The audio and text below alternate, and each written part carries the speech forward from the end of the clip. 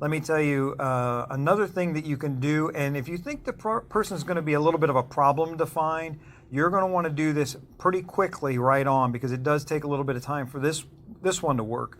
But you're going to want to kind of skip trace them through the mail. So you're going to send them a first class letter, and on the envelope you're going to write return service requested, do not forward. Now if this person has filed a change of address form, then that letter is going to get to the post office. They're going to put the new address on the letter, that first class letter, and send it back to you.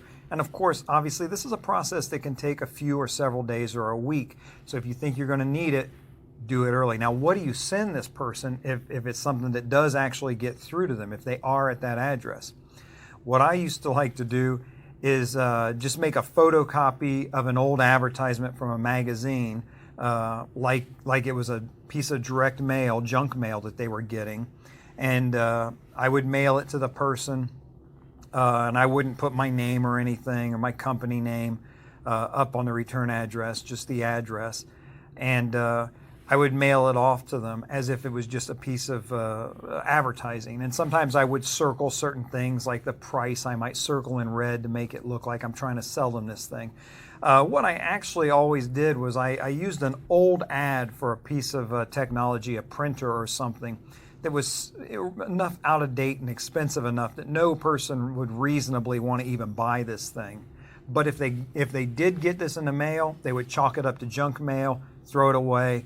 And there were more than one time when it got to the point where I was trying to find somebody that I was digging through the trash at a place, and I would find my piece of mail torn in half and in the trash.